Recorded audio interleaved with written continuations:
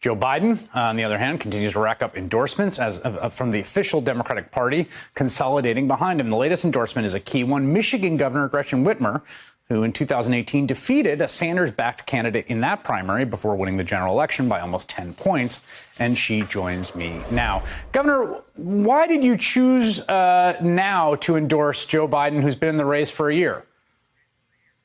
I've been watching the race like Americans all over the country. I've been watching to see how this race played out. There were some phenomenal, talented people on the stage at the beginning. We've seen how this has changed. And in this moment, people across my state are asking me what I'm going to do. They want to know. And as I've looked at the race, I know that when the chips were down, when Michigan needed a champion, it was Barack Obama and Joe Biden that had our backs during the auto rescue.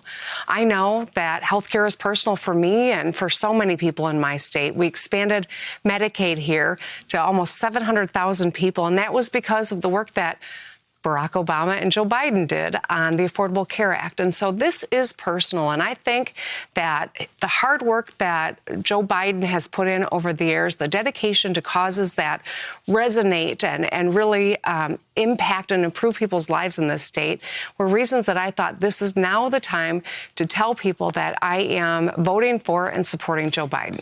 One of the arguments that was made in 2016 about that narrow loss by Hillary Clinton in the state of Michigan, which was about 10,000 votes and somewhat surprising, I think, was that a key issue in that race was trade, that Donald Trump had come out against the TPP and NAFTA, and he was attacking Hillary Clinton on that. She, of course, had supported both those deals. People say, Joe Biden has been sort of consistently a kind of pro-trade deal legislator. Bernie Sanders has been opposed to them. Do you worry about that? Do you think that's going to matter in a general in Michigan?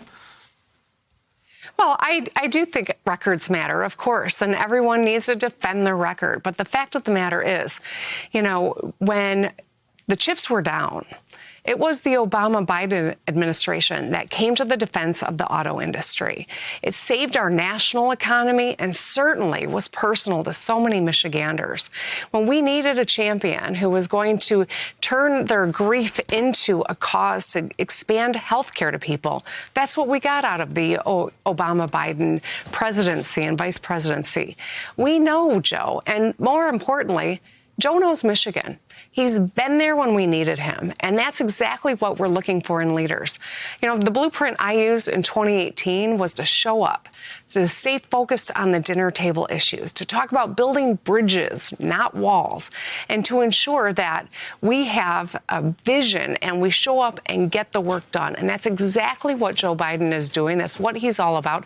And that's why I think his record is going to resonate with Michiganders and across the country. Final question to you. You were one of a crop of Democratic women elected in 2018, both across the country and in your state of Michigan, several extremely talented women in congressional races that won very hard-fought contests, as well as your race, which you won by 10 points, a fairly convincing victory. What do you make of the fact that this race, which started out with more women in it on the Democratic side than any race in history, is now bereft of that, with the exception of Tulsi Gabbard, who's still running? How do you feel looking at that reality today?